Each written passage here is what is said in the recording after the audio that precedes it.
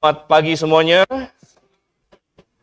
Sungguh indah bisa kembali bersama dengan Jemaat Grafe. Minggu lalu saya berada dengan GBIA Denpasar di Bali.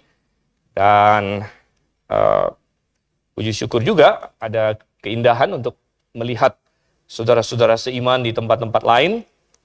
Tetapi ya Grafe adalah rumah ya bagi saya. Jadi ini adalah home sweet home juga. Baik, dan saya masih ingin melanjutkan pembahasan firman Tuhan kita di dalam Injil Matius. Jadi, bagi yang mungkin tidak tahu, kita sedang dalam pembelajaran Injil Matius. Jadi kita sudah membahas ini secara sistematis dari pasal 1, dan kita sudah sampai di pasal 18 untuk hari ini. Dan kita akan melihat Matius pasalnya yang ke-18, ayat 12 sampai dengan ayat yang ke-20. Matius pasal 18, ayat 12 sampai 20, tidak terlalu panjang. Saya akan ajak kita membacanya bersama secara silih berganti. Saya akan mulai ayat 12, jemaat sekalian ayat 13, kita mengakhiri sampai dengan ayat 20. Demikian firman Tuhan. Bagaimana pendapatmu jika seorang mempunyai 100 ekor domba dan seekor di antaranya sesat, tidakkah ia akan meninggalkan yang 99 ekor di pegunungan dan pergi mencari yang sesat itu?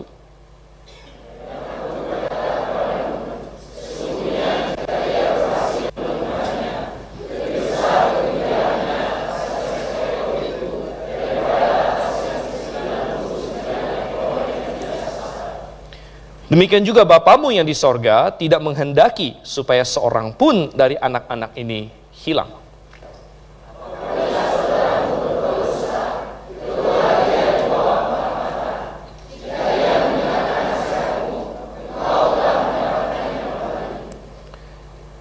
Jika ia tidak mendengarkan engkau, bawalah seorang atau 2 orang lagi, supaya atas keterangan 2 atau 3 orang saksi, perkara itu tidak disangsikan.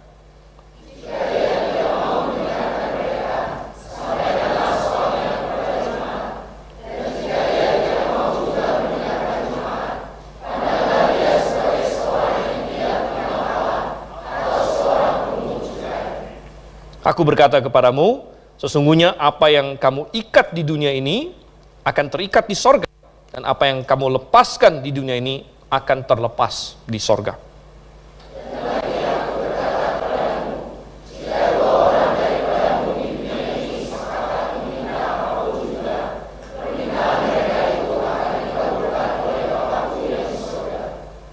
Sebab di mana 2 atau 3 orang berkumpul dalam namaku, di situ aku ada di tengah-tengah mereka.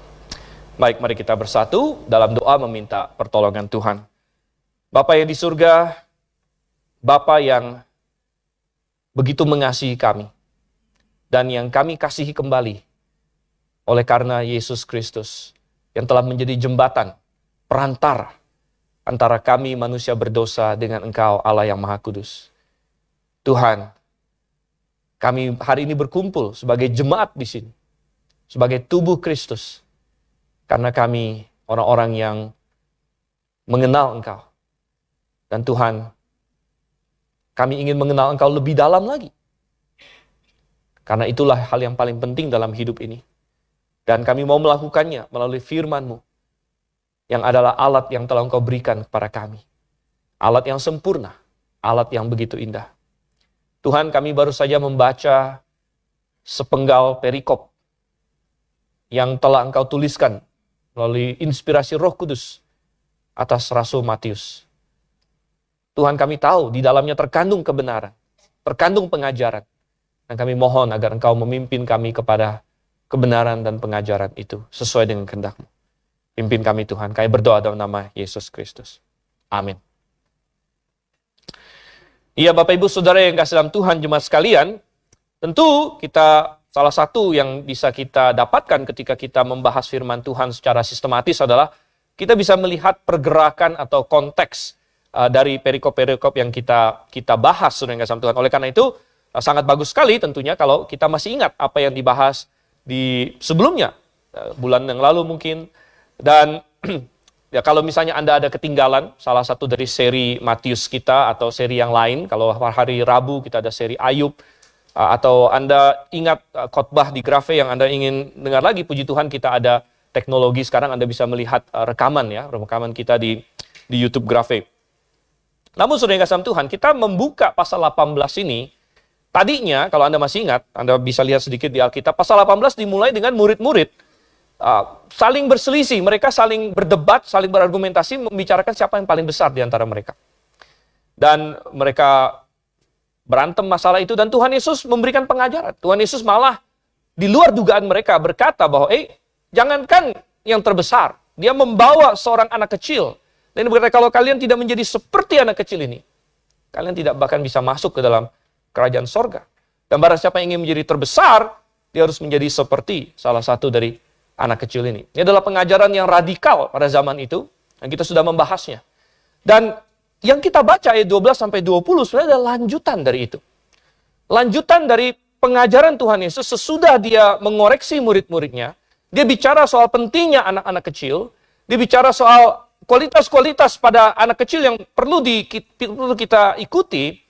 Dan selanjutnya Tuhan Yesus mengembangkan lagi pengajarannya. Tuhan Yesus menambahkan lagi. Dan dia mulai berbicara mengenai dua orang di sini, yaitu orang yang terhilang dan orang yang terlepas. Dan itu akan menjadi judul khotbah saya hari ini, yaitu yang terhilang dan yang terlepas. Saudara yang kasih Tuhan, kaitan dengan itu, Tuhan Yesus mengajarkan agar kita melakukan 3 hal.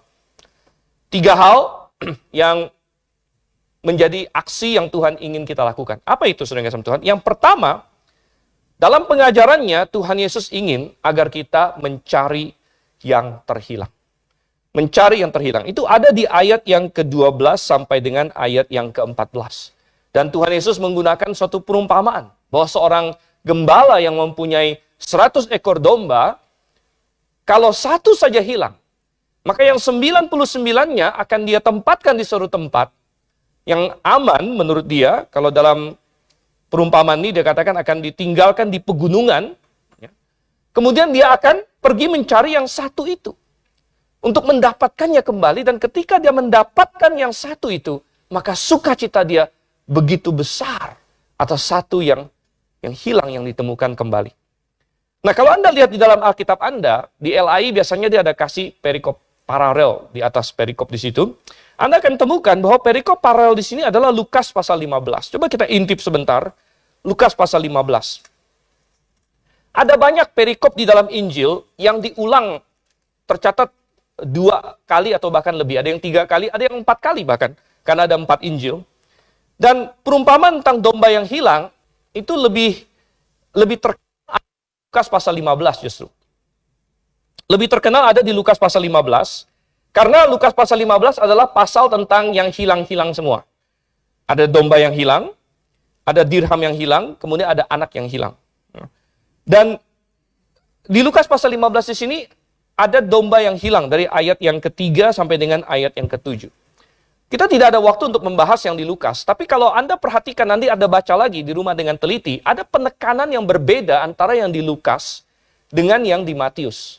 Karena ada detil-detil yang sedikit berbeda yang Tuhan ucapkan. Antara lain, misalnya, di Lukas pasal 15, kalau Anda perhatikan, ayat yang ke-7, kesimpulannya saja, Tuhan Yesus berkata, "Aku berkata kepadamu, demikian juga akan ada sukacita di sorga, karena satu orang berdosa yang bertobat."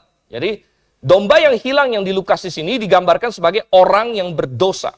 Orang yang berdosa yang bertobat. Lebih daripada sukacita karena ke-99 orang benar yang tidak memerlukan pertobatan. Sementara kalau kita lihat kembali di Matius pasal 18, dalam kesimpulannya, di ayat yang ke-14, Tuhan Yesus berkata di situ, "Demikian juga Bapamu yang di sorga tidak menghendaki supaya seorang pun dari anak-anak ini hilang." Jadi, di dalam Lukas pasal 15, domba yang hilang ini menggambarkan orang berdosa. yang perlu bertobat. Sedangkan di dalam Matius pasal 18, dia berkata, anak-anak ini. Ya, anak-anak ini. Sehingga kita melihat ada perbedaan penekanan sebenarnya antara yang di Lukas 15 dengan yang di Matius pasal 18. Di mana yang di Lukas pasal 15 berbicara mengenai mungkin orang yang belum pernah mengenal Tuhan. Orang berdosa yang belum pernah mendengar Injil. Yang ada di luar dari komunitas orang percaya. Dan mereka adalah orang-orang yang terhilang, yang perlu dicari. Dan Tuhan menginginkan keselamatan mereka. Sedangkan yang di Matius pasal 18, penekanannya adalah pada yang dikatakan anak di sini. Anak-anak sebenarnya di awal dari pasal, Tuhan sudah bilang, anak-anak seperti inilah yang empunya kerajaan sorga. Gitu. Tetapi yang kemudian Tuhan berkata di selanjutnya lagi, bahwa awas, jangan sampai ada yang menyesatkan anak-anak seperti ini. Ya. Bahkan kalau kita masih ingat di ayat 6, ayat 7, teman, kalau ada seorang menyesatkan seorang anak seperti ini, lebih baik baginya kalau suatu batu kilangan, diikat di lehernya, dia dicemplungkan ke dalam laut. Jadi rupanya anak-anak seperti ini yang kita berkata, kita sudah bahas bahwa anak-anak ini bisa mengacu kepada anak-anak secara fisik, atau anak-anak dalam pengertian orang-orang yang imannya masih lemah di dalam Tuhan. Bahwa orang-orang ini masih bisa disesatkan. Orang-orang ini masih bisa dibelok imannya menjadi sesuatu yang kacau. Dan salah satu yang bisa masuk dalam ingatan kita adalah contohnya orang-orang di Galatia.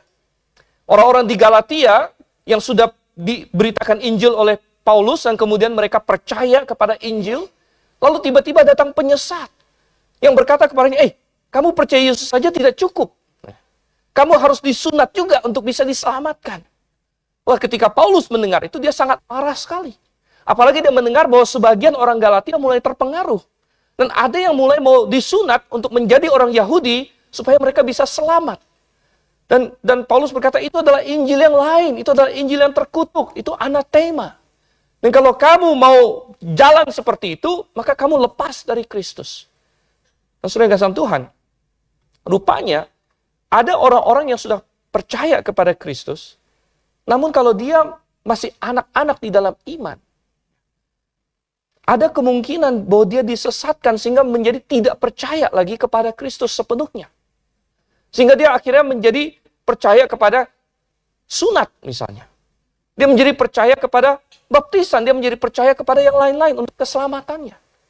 Nah, orang-orang yang seperti ini adalah orang-orang yang digambarkan di dalam Matius 18. Seperti anak-anak yang terhilang ini. Tetapi saudara yang kasih Tuhan, baik yang di Lukas maupun yang di Matius, sama-sama menggambarkan kerinduan Tuhan agar semua manusia diselamatkan. Tuhan ingin untuk menyelamatkan semua. Makanya di ayat yang ke-11, yang di dalam tanda kurung di situ, Anda perhatikan, dan kalau Anda tidak tahu kenapa ada tanda kurung di ayat 11, berarti Anda belum pernah ikut seminar di Grafe, begitu. Mungkin ya, saya perlu ikut lagi blok kelas. Gitu. Tapi Pak Sento sudah sering jelaskan bahwa yang ada tanda kurung di situ, berarti ini ada di TR dan tidak ada di CT. Ya. Tetapi ini adalah ayat yang sangat penting. Dikatakan karena anak manusia datang untuk menyelamatkan yang hilang. Dan ini menggambarkan kepada kita hati Tuhan. Hati Tuhan yang dia tidak puas dengan 99. Dia mau semuanya, dia mau 100-100-nya. Kalau ada satu saja yang terhilang, dia mau mengejarnya, dia mau mendapatkannya. Ini adalah detakan jantung Tuhan. Ada yang berkata bahwa misi, pekerjaan misi, menjangkau orang-orang yang terhilang, itu adalah detakan hati Tuhan. Artinya, itulah yang Tuhan inginkan. Inilah yang Tuhan ingin kita lakukan sebagai orang percaya. Saudara yang kasih Tuhan, kita masih jauh dari Tuhan. Tapi semakin dekat kita kepada Tuhan, semakin kita memahami hati Tuhan. Seperti seorang anak, kalau dia semakin dekat dengan bapaknya, dia semakin paham apa yang bapaknya mau. Apa yang berkenan kepada dia. Apa yang menyenangkan hati bapaknya. Demikian juga kita, ketika kita makin dekat dengan Tuhan, kita harus makin paham sebenarnya apa yang menjadi concern-nya Tuhan. Apa yang menjadi misi utama Tuhan di dunia ini. Oh, saudara yang kasih Tuhan. Misi utama Tuhan bukanlah politik. Indonesia kan bentar lagi masuk tahun politik katanya kan. Wah, kita ngomong politik, lain sebagainya, nggak masalah membahas politik. Tapi itu bukan concern utama Tuhan. Itu bukan perhatian utama Tuhan. Yang utama Tuhan jelas bukan masalah komersil atau finansial. Sekali lagi kita bisa saja misalnya membahas investasi kah, kita mau membahas macam-macam cara menabung dan sebagainya, itu hal-hal yang baik untuk dibicarakan. Ya. Tetapi bukan itu perhatian utama Tuhan. Bukan itu yang paling Tuhan concern. Dan saudara yang kasih Tuhan, segala macam hal yang lain. Kita bisa bicara mengenai pendidikan, kita bisa bicara mengenai kesehatan, kita bisa bicara mengenai banyak hal yang lain yang bagus-bagus pada gilirannya. Itu bukan concern utama Tuhan. Yang menjadi perhatian utama Tuhan adalah jiwa-jiwa yang terhilang. Mengapa demikian, saudara kasih Tuhan? Mengapa demikian? Kenapa Tuhan Yesus bisa memberikan perumpamaan seperti ini? Mengapa Tuhan Yesus begitu mengasihi orang-orang yang terhilang? Ada dua alasan utama. Yang pertama, kenapa Tuhan Yesus bisa begitu menginginkan keselamatan orang yang terhilang? Yang pertama adalah karena Tuhan Yesus memahami nilai manusia yang sebenarnya. Karena Tuhan Yesus adalah pencipta. Dialah yang berada di Taman Eden ketika dia menciptakan manusia. Karena Yesus adalah Allah sendiri. Dan Kejadian pasal 2 kita membaca bahwa Tuhan Allah membentuk manusia dari debu tanah. Kemudian menghembusnya dengan nafas, memberikannya kehidupan. Dan dikatakan di Kejadian pasal 1 bahwa Allah menciptakan manusia sesuai dengan gambar dan rupanya. Jadi Allah yang menciptakan manusia sesuai dengan gambar dan rupanya, Allah lah yang memberikan nilai begitu besar pada manusia. Bahwa ini adalah gambar diriku. Dan saudara yang kasih dalam Tuhan, oleh karena itu Tuhan mengasihi manusia yang telah Dia ciptakan itu.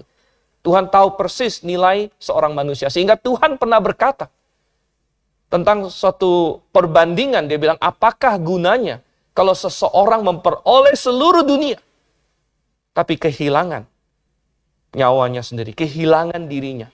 Tuhan menempatkan nilai satu orang lebih daripada seluruh dunia ini. Oh, saudara yang kasih dalam Tuhan. Tetapi kita sesama manusia seringkali melihat manusia lain dengan nilai yang rendah. Apalagi kalau orang itu berbeda dengan kita. Apalagi kalau orang itu menyesalkan kita, bikin kita sebel. Orang itu seorang yang bertentangan dengan kita. Maka kita cenderung sebagai manusia melihat orang-orang lain sebagai orang yang kita tidak melihatnya dari sudut pandang Tuhan. Kita melihat sama manusia itu sebagai orang yang kadang-kadang bikin kita kesel, bikin kita marah, bikin kita melawan kita dan lain sebagainya. Dan mereka melakukan itu juga kepada Tuhan Yesus. Tuhan Yesus tidak hidup di dunia ini dengan baik-baik saja. Dan Tuhan kita memiliki pandangan Allah karena Dia adalah Allah. Tuhan Yesus adalah Allah yang menciptakan manusia. Sehingga Dia tahu nilai manusia. Jauh lebih daripada kita bahkan. Ketika kita, misalnya kalau hari ini, kadang-kadang kita segan untuk menginjil, kita segan untuk bersaksi, apalagi terhadap orang yang mungkin galak kelihatannya, yang punya pandangan yang berseberangan dengan kita, apalagi yang menganiaya kita. Tetapi Tuhan Yesus memberikan suatu contoh yang luar biasa. Bahwa ketika prajurit Romawi sedang memaku tangannya, Dia berkata, Bapa, ampunilah mereka. Karena mereka tidak tahu apa yang mereka lakukan. Di atas kayu salib pun, Dia mengasihi orang-orang yang sedang menganiaya Dia. Karena Dia tahu persis nilai mereka masing-masing. Kalau hari ini Anda melihat seorang yang fanatik, seorang teroris, bagaimana kita menanggapinya? Mungkin kita bilang, ini orang nggak benar. Ini orang patut dihukum, dan lain sebagainya. Dan mungkin benar, saudara kasih Tuhan. Namun bagaimana Tuhan melihatnya? Tuhan selalu melihat potensi terbesar seorang manusia. Seorang Paulus adalah teroris, saudara. Dia teroris zaman itu. Karena dia begitu fanatik dengan agamanya. Sebelum dia bertobat namanya Saulus. Dan katanya dia pergi dari rumah ke rumah. Teroris zaman itu belum pakai bom. Dia pergi dari rumah ke rumah, dia tangkap orang yang percaya kepada Yesus, dia seret mereka, dia penjarakan mereka, dia aniaya mereka. Dan orang-orang Kristen bahkan melihat Saulus itu dengan penuh ketakutan. Sampai-sampai setelah dia bertobat pun nggak ada yang percaya. Dan berkata, wah ini pasti belum ini. Tetapi ketika Tuhan melihat Saulus pada zaman itu, Tuhan melihat potensinya Saulus. Tuhan melihat bahwa ini adalah manusia yang aku ciptakan sesuai dengan gambarku. Dan kalau dia bertobat, kalau dia percaya kepada Yesus Kristus, dia akan menjadi alat yang luar biasa yang akan aku pakai.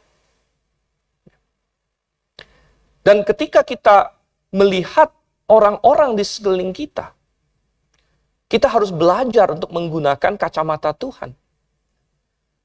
Kita jangan terpaku oleh bias-bias kita dan hal-hal lain yang mengacaukan pandangan kita. Tapi kita harus melihat seperti Tuhan Yesus melihat. Bahwa ini ada domba yang terhilang. Dan Tuhan mengasihi orang ini. Dan Tuhan sudah mati bagi orang ini. Oleh karena itulah makanya di atas kayu salib, ketika Tuhan sedang mencurahkan darahnya secara literal, pada saat itu, dia sedang menginginkan keselamatan orang-orang yang sedang menyalibkan dia sekalipun. Dan itu adalah alasan pertama mengapa Yesus Kristus begitu menginginkan keselamatan semua manusia. Satu, karena dia paham nilai manusia yang sesungguhnya. Dia melihat manusia pada potensi mereka. Mungkin Anda kenal dengan seseorang yang jahat. Mungkin Anda kenal dengan seseorang yang membuat Anda marah dan membuat Anda sangat kesal dan lain sebagainya. Coba Anda balik dan kita mulai berpikir, Tuhan, bantu saya melihat orang ini dalam potensi dia sebagai makhluk yang diciptakan sesuai dengan gambar dan rupamu. Kalau dia bertobat, kalau dia percaya kepada Yesus Kristus, maka dia akan memenuhi desainmu. Dan itu yang harus saya kejar. Itu yang harus saya usahakan. Dan yang kedua, kenapa Yesus Kristus memiliki suatu kerinduan yang besar agar semua orang diselamatkan? Yang pertama, karena dia memahami nilai manusia, dia yang ciptakan. Nomor dua, adalah karena dia memahami realita sorga dan neraka. Dia yang paling paham seperti apa sorga dan seperti apa neraka. Karena dia berada di sorga, dia datang dari sorga. Dan neraka juga dia yang ciptakan. Dia tahu persis. Oleh karena itu, saya pernah berkata bahwa Yesus Kristus di muka bumi, dia mengajar tentang sorga. Dia mengajar tentang neraka. Tapi dia lebih banyak berbicara mengenai neraka dibandingkan dengan sorga, daripada tentang sorga bahkan. Dan di Matius pasal 18, di perikop yang sebelumnya, dia sudah berkata bahwa kalau misalnya ada orang yang matanya menyesatkannya, bisa menyebabkan dia masuk neraka, tangannya menyesatkannya, kakinya menyesatkannya, lebih baik dipenggal. Kalau hal-hal itu dipenggal bisa membuat Anda masuk surga, maka lebih baik masuk ke dalam hidup dengan buta sebelah, dengan tangan pudung, daripada masuk ke dalam api neraka. Tuhan tahu persis realitas surga dan realitas neraka. Dan Tuhan tahu bahwa semua orang sedang menuju ke sana. Salah satu dari dua tempat itu. Oleh karena itu, dia sangat menginginkan keselamatan semua orang. Termasuk semua orang yang hadir di sini pada hari ini. Apakah Anda sudah tahu Anda akan pergi kemana? Suatu hari nanti, sudahkah Anda pasti Anda akan bersama dengan Tuhan di sorga? Karena Anda sudah berdamai dengan Dia. Karena semua dosamu, semua pelanggaranmu terhadap Tuhan sudah diselesaikan, sudah diampuni. Dan kalau Anda berkata, bagaimana saya bisa mendapatkan hal itu? Itulah yang Yesus Kristus lakukan. Dia datang untuk menyelamatkan yang terhilang. Dia datang di atas kayu salib, sengaja untuk membayar pelanggaran itu, untuk melunasi hutang dosa manusia. Supaya setiap orang yang bertobat dan percaya kepadanya bisa beroleh hidup yang kekal. Dan Tuhan sudah menyediakan ini untuk semua orang. Tuhan tidak sediakan untuk sebagian orang. Darah Yesus cukup untuk memenuhi seluruh dunia, untuk menghapuskan dosa seluruh dunia. Kan itu adalah darah yang mahal. Jauh lebih mahal daripada darah domba dan lembu yang sudah menjadi gambar dari Yesus Kristus. Selama berabad-abad, bermilenium-milenium. Tapi ketika sang anak domba yang sejati datang Yesus Kristus, darahnya begitu mahal. Sehingga cukup untuk memenuhi seluruh dunia. Cukup untuk membayarkan seluruh dunia. Dan dia sudah bayarkan. Tetapi kalau Anda tidak menerimanya, maka Anda tidak mendapat manfaatnya. Sama seperti kalau misalnya saya belikan makanan kepada kita semua di sini. Cukup saya sediakan, tapi Anda tidak mau terima. Ya, maka Anda lapar sendiri. Tetapi darah Yesus Kristus, dia sudah cukup. Coba kita kembali ke dalam Matius pasal yang ke-18 di sini. Itu yang Tuhan Yesus katakan. Pertama, bahwa dia mencari yang hilang. Dan dia ingin kita juga mencari yang hilang. Mari kita melihat sekeliling kita dengan kacamata Tuhan. Jangan kita melihat orang ini sebagai, dia beda dengan saya.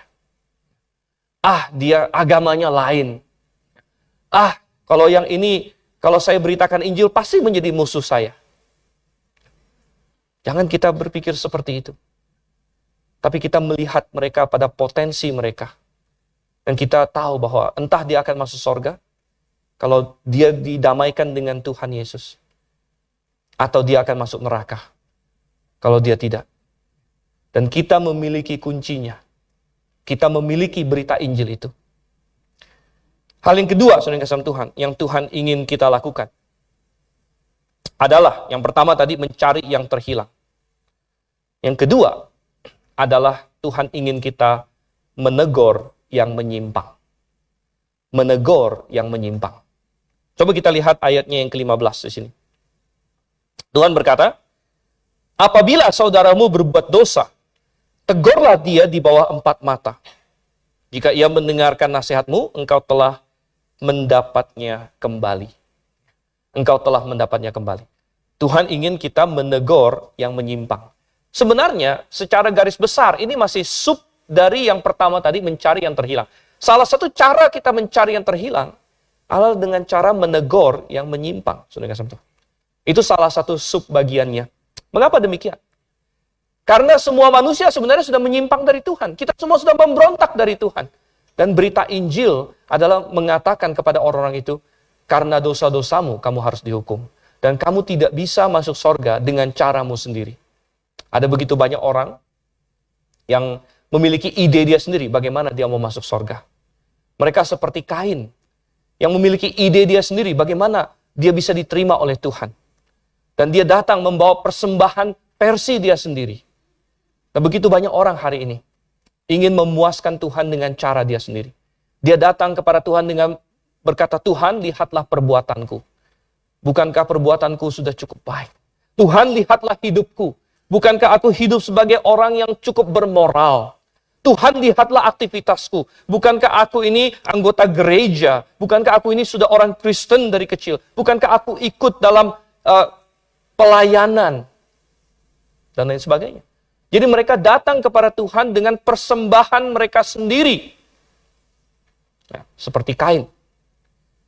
Datang dengan persembahan dia sendiri. Tetapi semua itu tidak memuaskan bagi Tuhan. Dan Tuhan berkata di Matius pasal 7, nanti akan ada banyak orang yang berkata kepada Tuhan, Tuhan, bukankah kami sudah bernubuat demi namamu, bahkan mengusir setan dengan namamu, melakukan mukjizat demi namamu. Tuhan bilang, aku tidak kenal kalian. Karena kalian menganggap bahwa hal-hal ini mendatangkan keselamatan. Padahal tidak.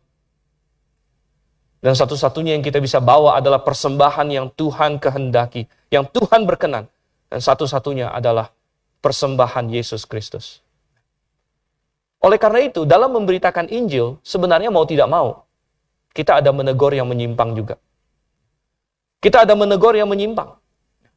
Kita memberitahu mereka bahwa bukan seperti itu jalan masuk surga. Ya. Bukan melalui amal ibadah, bukan melalui kerajinan, bukan melalui berpuasa, bukan melalui sunat, kata Paulus kepada orang Galatia. Tetapi melalui jalan keselamatan Yesus Kristus. Tetapi saudara yang kasih Tuhan, walaupun ini adalah sub dari mencari yang terhilang, ini juga berlaku bagi orang-orang yang sudah diselamatkan. Orang yang sudah diselamatkan.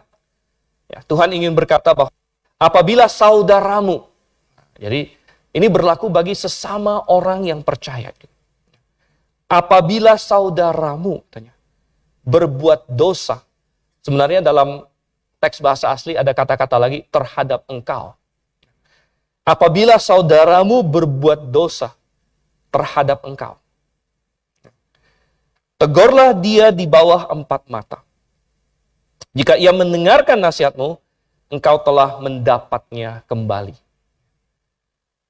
Ketika seseorang berdosa, orang yang diselamatkan berdosa, dia tidak kehilangan keselamatannya, saudara. Tetapi dia kehilangan persekutuan yang akrab dengan Tuhan. Dia kehilangan kedekatan dia dengan Tuhan. Dosanya sudah diselesaikan oleh Yesus Kristus memang di atas kayu salib. Tetapi bagaimana dengan keakraban dia dengan Tuhan? Itu terganggu oleh dosa. Dan ketika dia keakraban itu terganggu, maka ini bisa menjadi suatu lingkaran di mana dia semakin jauh dari Tuhan. Karena dosa menghalangi dia mendekat. Menghalangi komunikasi dia dengan Tuhan. Menghalangi kerinduan dia akan Tuhan. Karena ada dosa ini. Dan itu bisa menyebabkan dia makin lama makin jauh, makin jauh, makin jauh dari Tuhan. Dan ketika seseorang makin jauh dari Tuhan, maka makin rentan dia untuk disesatkan. Makin rentan dia, kalau misalnya ada datang pencobaan dan lain sebagainya, dia dicobai untuk misalnya menyangkal Tuhan. Untuk melepaskan imannya. Sekali lagi, yang Tuhan tuntut dari seseorang untuk diselamatkan adalah dia beriman, percaya kepada Yesus Kristus. Tuhan tidak menilai seberapa kudus hidup kita. Namun, dosa bisa menyebabkan seseorang tidak mau percaya kepada Yesus Kristus. Ada banyak orang yang dia tahu bahwa kalau saya mau menjadi orang Kristen, maka Tuhan akan menyuruh saya melepaskan dosa-dosa saya. Dan saya tidak mau melepaskan dosa-dosa saya. Sehingga dia tidak mau percaya kepada Yesus Kristus.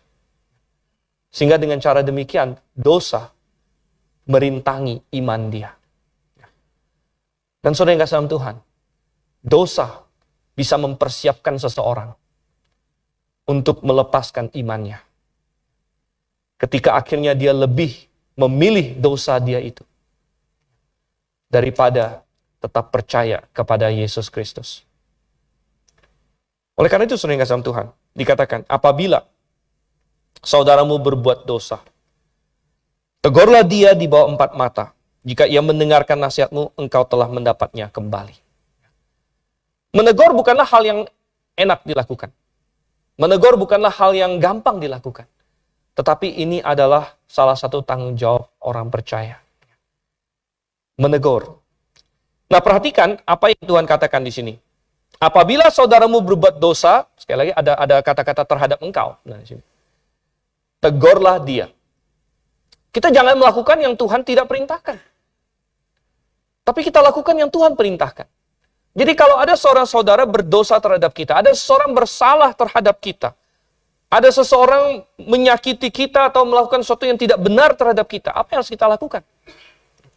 Tuhan tidak berkata, diamkan saja. Tuhan tidak berkata demikian. Tuhan tidak berkata, cuekin saja dia. Tuhan tidak berkata demikian. Tuhan tidak berkata juga, gosipilah dia. Kalau ada saudaramu berbuat dosa, gosipilah dia. Jadikanlah pokok doa di Rabu malam dengan terselubung, gitu kan. Ada yang punya pokok doa, iya saya punya pokok doa. Ada saudara si ini dia begini-begini terhadap saya, tolong doakan dia, gitu kan. Bukan. Bukan juga disuruh balaslah dia. Kalau saudaramu berbuat dosa, cari kesempatan balaslah dia. Bukan. Tetapi dikatakan di sini apa? Apabila saudaramu berbuat dosa, tegurlah dia. Tegurlah dia. Ya. Datang kepada dia sendirian, nyatakan kepada dia bahwa apa yang kamu lakukan bertentangan dengan firman Tuhan. Seberapa keras atau seberapa lembut menegurnya, ini tergantung situasi. Ada teguran-teguran yang perlu keras dalam situasinya. Ada teguran-teguran yang perlu lembut dalam situasinya. Dan kita perlu meminta hikmat kepada Tuhan untuk memberikan kita hikmat. Saya masih ingat, seorang raja seperti Daud, dia perlu teguran yang keras. Karena dia raja. Dia berzina dengan Batsheba. Kemudian dia membunuh Uria, suaminya Batsheba. Dan Tuhan kirim seorang Nabi Nathan. Tapi Nathan Tuhan kasih hikmat. Nathan mulai dengan perumpamaan. Ada seorang kaya, punya banyak domba katanya. Ada tetangganya orang miskin, dombanya cuma satu, udah dianggap anak sama dia. Tiba-tiba ada tamu, dia bukannya, orang kaya itu bukan sembeli dombanya. Dia ambil, dia rebut, dia rampok anak domba. Si orang miskin ini dia bunuh, dia kasih makan tamunya. Daud marah sekali, dia bilang, orang ini harus mati. Dia bilang. Dia nggak tahu, dia lagi ngomongin diri sendiri. Dan Nathan, saya yakin dengan cukup keras, berkata, engkaulah orang itu. Engkaulah orang itu. Ada saat-saatnya teguran itu mungkin perlu lembut, saudara kasih Tuhan. Ya. Di mana kita berhadapan dengan seseorang yang mungkin masih lemah dalam iman. Dan kita perlu menyadarkan dia bahwa apa yang kau perbuat itu salah. Lu sudah nggak sama Tuhan, tapi ini yang Tuhan inginkan. Tegurlah saudaramu. Dan kalau ia mendengar nasihatmu, engkau telah mendapatnya kembali. Engkau telah mendapatnya kembali. Kata mendapat kembali di sini dalam bahasa asli adalah kerdaino. Ini adalah istilah finansial, jadi kayak seperti memperoleh untung. Gitu. Anda mendapatkan dia kembali. Mendapatkan untung.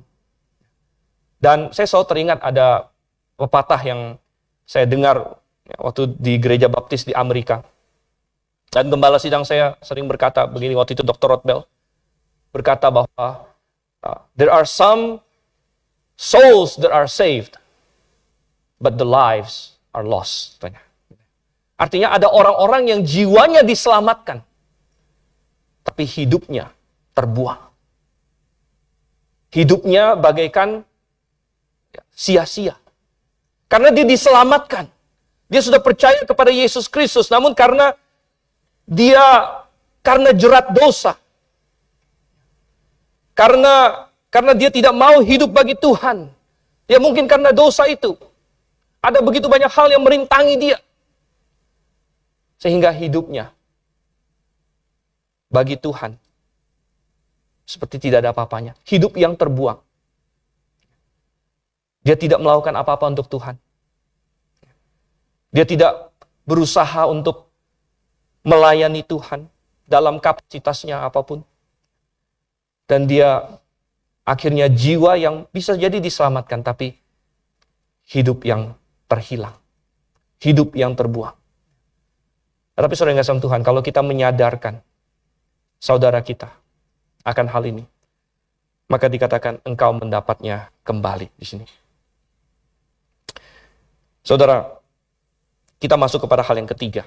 Yang pertama, Tuhan ingin kita mencari yang terhilang. Yang kedua, Tuhan ingin kita menegur yang menyimpang. Dan yang ketiga, Tuhan ingin kita melindungi yang lemah. Melindungi yang lemah. Caranya seperti apa, saudara? Kita lanjutkan ayat 16 dan seterusnya.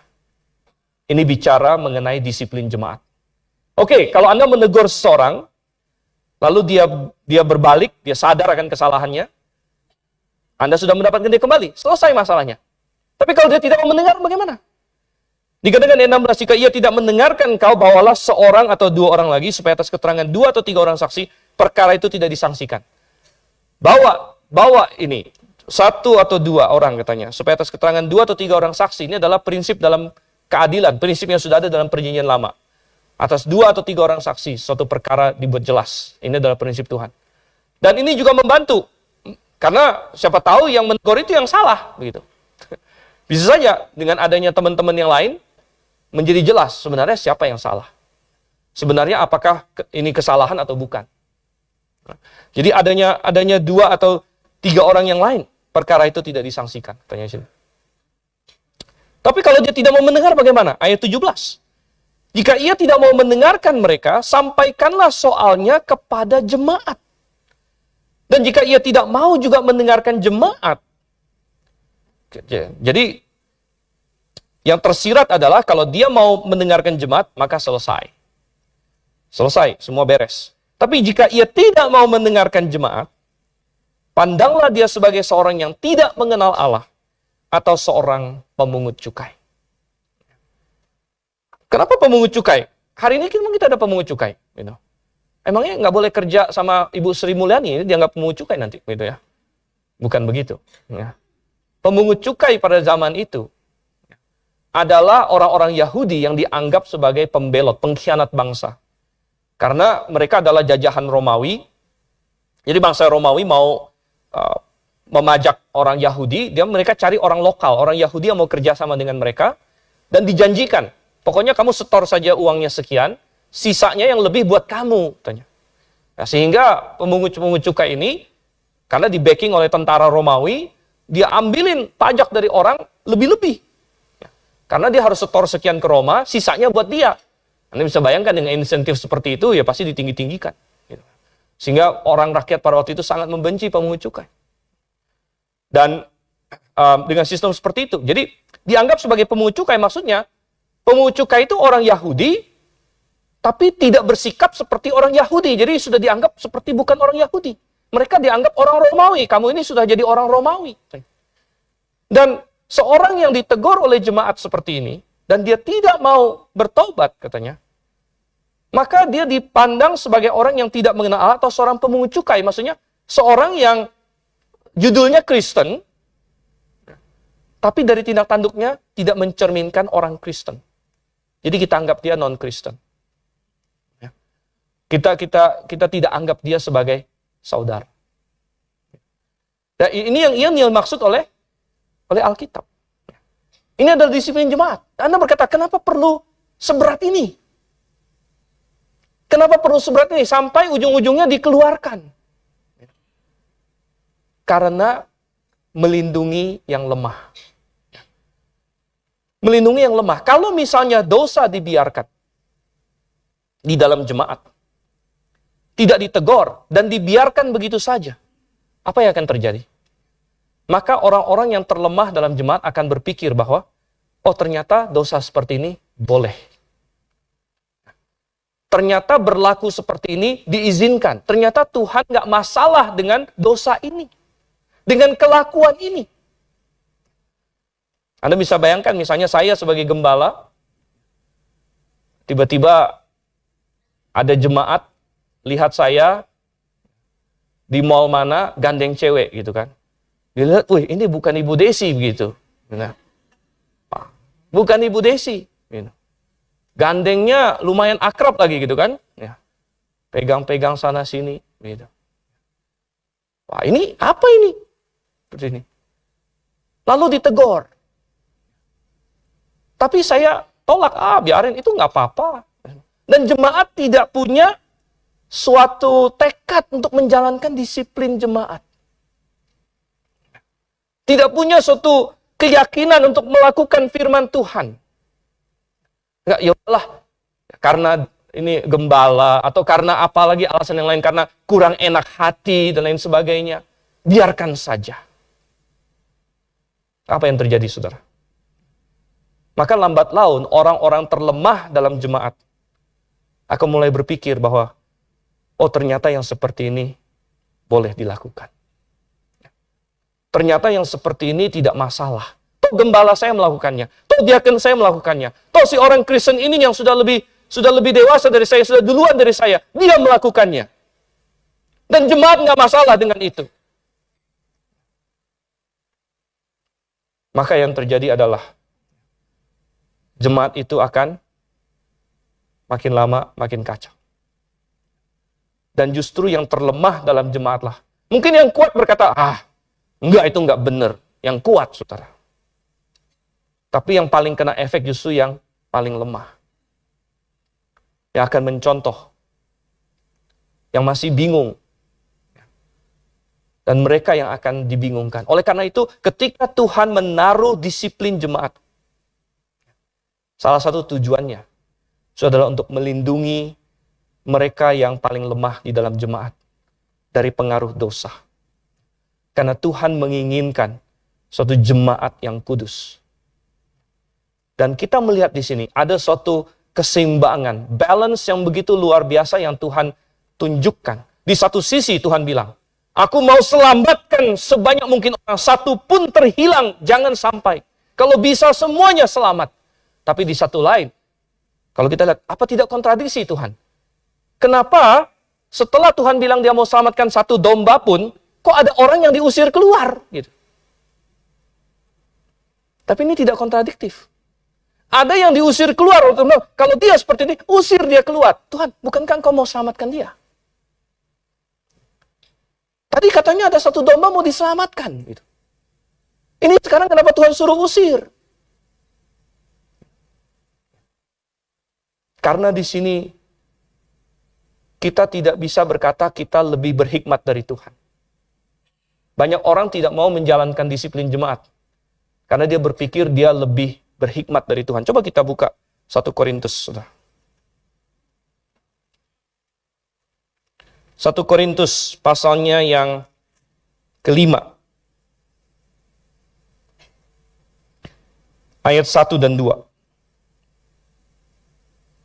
1 Korintus pasal 5 ayat 1 dan 2. Dikatakan, memang orang mendengar bahwa ada percabulan di antara kamu, dan percabulan yang begitu rupa seperti yang tidak terdapat sekalipun di antara bangsa-bangsa yang tidak mengenal Allah, yaitu bahwa ada orang yang hidup dengan istri ayahnya. Ini ada satu orang laki-laki yang rupanya berzina dengan istri ayah adalah ibu, tapi di sini adalah ibu tiri, kita pahami di sini bukan ibu kandung. Dengan ibu tirinya. Ada orang yang hidup dengan, jadi berzina dengan ibu tirinya. Ayat 2, sekalipun demikian kamu sombong.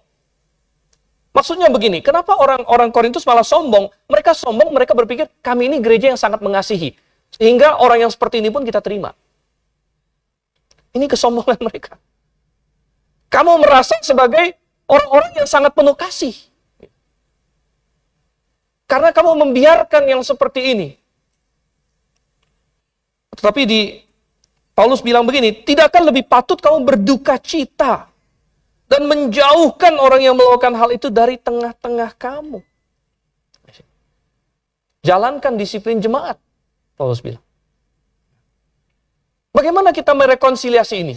Katanya Tuhan mau menyelamatkan sebanyak mungkin orang. Tapi kenapa ada yang Tuhan suruh usir? Sekali lagi, kuncinya itu tadi. Kalau kita tidak melakukan disiplin jemaat, nomor 1, orang ini belum tentu kita menangkan juga. Dan nomor 2, yang lain, yang lemah tadi itu, malah bisa tambah kacau, tambah runyam, dan tambah terhilang.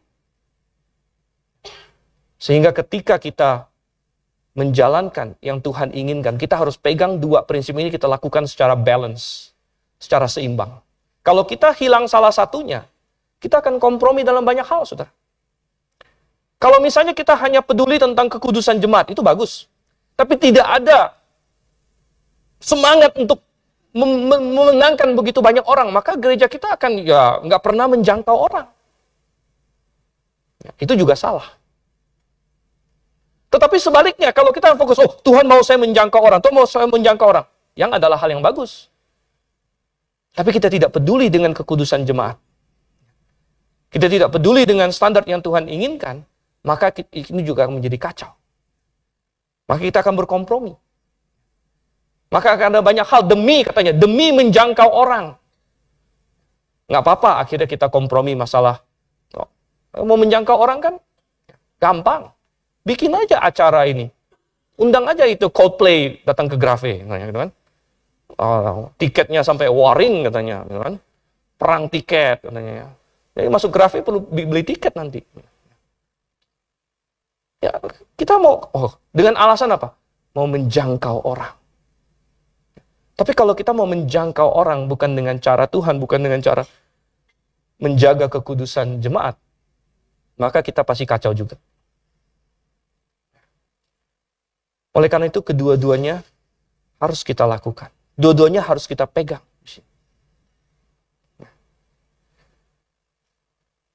Coba kita kembali ke Matius pasal 18. Tuhan ingin kita melindungi yang lemah. Dan di dalam pengajaran tentang disiplin jemaat di sini, ada suatu pengajaran yang luar biasa indah tentang sifat dari gereja. Ya. Perhatikan ayat yang ke-17. Jika ia tidak mau mendengarkan mereka, sampaikanlah soalnya kepada jemaat. Ini adalah kali kedua kata jemaat muncul dalam Alkitab. Kali kedua kata eklesia muncul dalam Alkitab, dalam Matius ini, dalam seluruh Alkitab bahkan. Karena kali pertama kata gereja muncul atau jemaat muncul, eklesia muncul itu masih ingat Matius 16 ayat 18. Di mana Tuhan Yesus berkata, engkau adalah Petrus, di atas batu karang ini aku akan mendirikan jemaatku, eklesiaku. Dan di situ banyak orang berpikir, wah yang Tuhan Yesus maksudkan adalah gereja universal. Karena gerejanya tunggal di situ. Nah, Tuhan akan mendirikan jemaatku katanya. Tapi bukan jemaat universal yang dipahami oleh murid-murid Tuhan dan yang Tuhan maksud. Nah, itu menjadi jelas dalam perikop ini. Kedua kali kata eklesia muncul. Di Matius 18 ayat 17, jika ia tidak mau mendengarkan mereka, sampaikanlah soalnya kepada jemaat. Kalau ini jemaat universal, bagaimana cara menyampaikannya kepada jemaat universal? Jemaat universal alamatnya di mana? Kita tulis surat aja kepada jemaat universal, gitu kan? Tolong ada saudara ini bikin begini. Suruh jemaat universal yang putuskan, nggak bisa. Jelas ini berbicara mengenai jemaat eklesia sebagaimana arti jemaat yaitu perkumpulan orang. Perkumpulan orang seperti di Sunter di sini kita ada jemaat Grafe. Di mana orang dari berbagai tempat berkumpul di sini. Dan kalau ada anggota jemaat yang ditegur dan sebagainya dan tidak bertobat, diberitahukan kepada jemaat. Jemaatnya jelas. Dan ternyata Tuhan memberikan hak yang luar biasa kepada jemaat. Jemaat ini penting bagi Tuhan. Karena Tuhan berkata, jemaat adalah tubuh dia. Di atas batu karang dia mendirikan jemaatnya. Makanya kita lihat dari ayat 18 sampai ayat 20 betapa luar biasanya jemaat. Saya mulai dari ayat 20. Sebab di mana 2 atau 3 orang berkumpul di dalam namaku, di situ aku ada di tengah-tengah mereka. Saudara, ini berbicara mengenai jemaat. Ketika jemaat berkumpul, Tuhan hadir. Dan ini yang saya katakan kehadiran secara eklesiologis, kehadiran sebagai tubuh Tuhan, kehadiran sebagai jemaat, kehadiran dia dalam jemaat. Kehadiran Kristus itu dalam kelas teologi saya jelaskan ada 3 jenis kehadiran Tuhan. Satu, kehadiran Tuhan secara ontologis. Ontologis itu bahasa keren maksudnya kepribadian dia. Gitu ya. Maksudnya Tuhan itu pribadi yang maha hadir. Jadi sebagai pribadi yang maha hadir, dia ada di mana-mana. Gitu. Dia ada di mana-mana. Ya. Jadi tanya, apakah Tuhan ada di sini? Ya ada, secara maha hadirnya dia. Apakah Tuhan ada di sana? Ada, secara maha hadirnya dia. Tetapi ini harus kita bedakan dengan yang kedua. Kehadiran Tuhan secara soteriologis, yaitu bagi orang yang sudah diselamatkan. Bagi orang yang sudah diselamatkan, Tuhan Yesus menjanjikan bahwa Roh Kudus akan masuk ke dalam dirinya. Dan Tuhan berkata Matius 28, aku menyertai kamu sampai ke ujung bumi, sampai selama-lamanya. Nah, sedangkan yang ketiga adalah kehadiran secara eklesiologis. Makanya di sini katakan, sebab di mana 2 atau 3 orang berkumpul dalam namaku, di situ aku ada di tengah-tengah mereka. Pertanyaannya, Tuhan, kalau saya lagi sendirian, apakah engkau tidak bersama aku? Sebab di mana 2 atau 3 orang berkumpul dalam namaku, di situ aku ada di tengah-tengah mereka. Pernah nggak Anda membaca ayat ini lalu bertanya, kalau saya sendirian gimana Tuhan? Tuhan berserta saya nggak?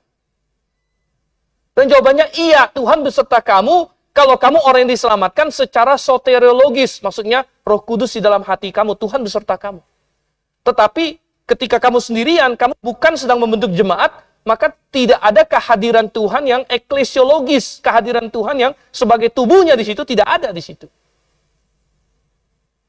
Apakah Tuhan beserta dengan penjahat yang tidak pernah terima Tuhan Yesus?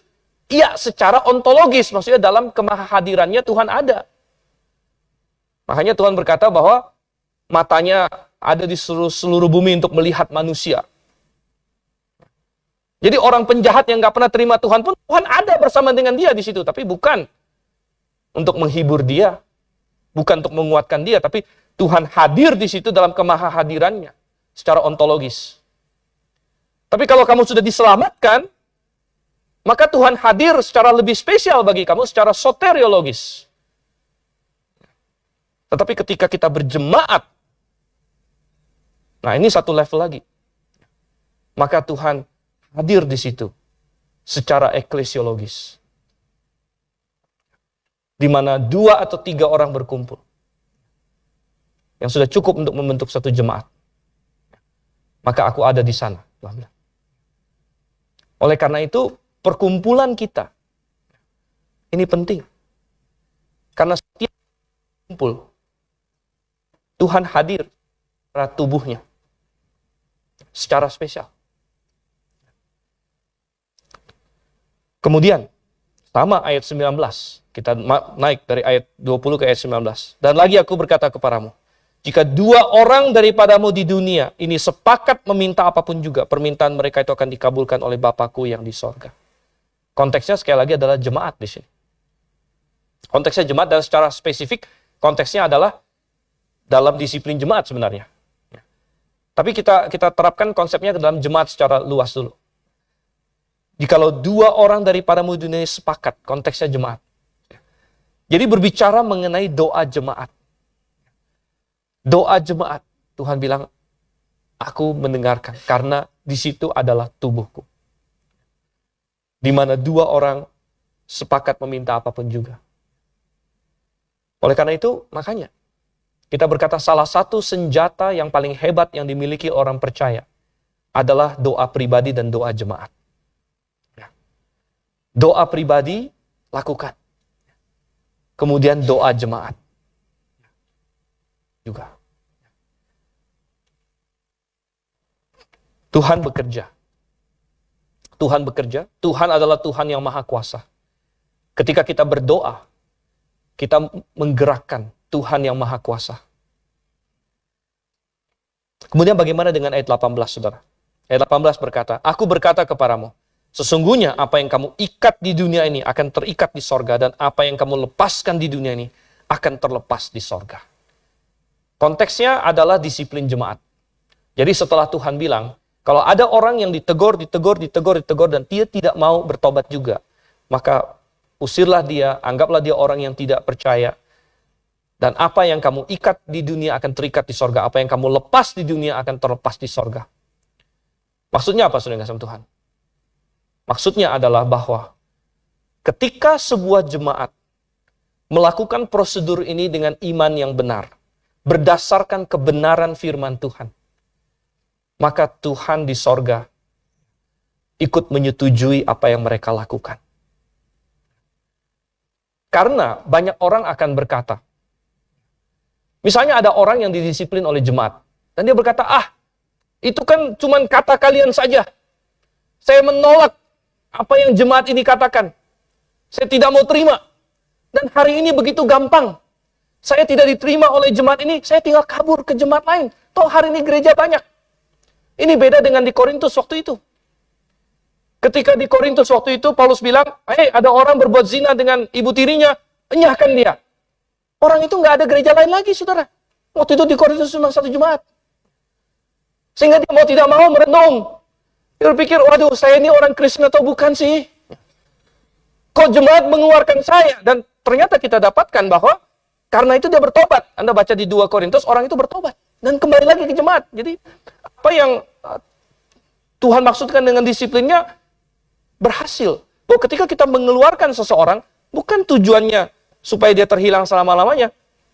Tujuannya adalah supaya dia menyadari dan balik lagi. Tapi hari ini, di satu kota, jangan di satu kota, di satu Sunter ini aja ada banyak gereja, banyak sekali.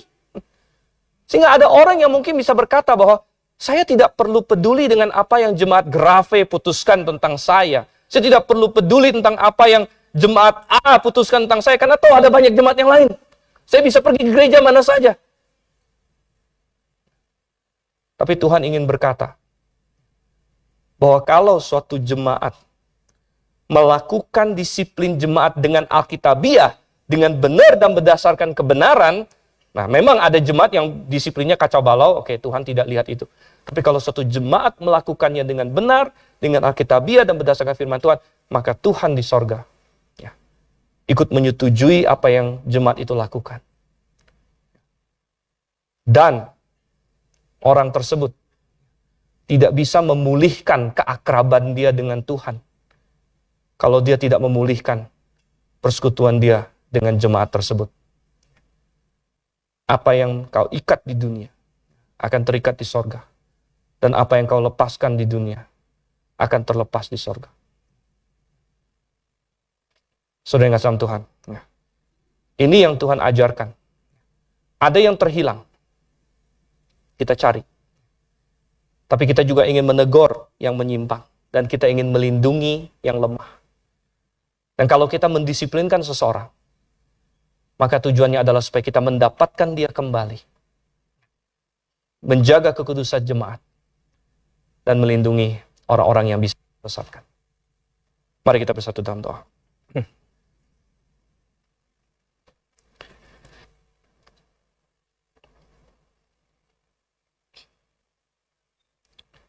Bapa di surga,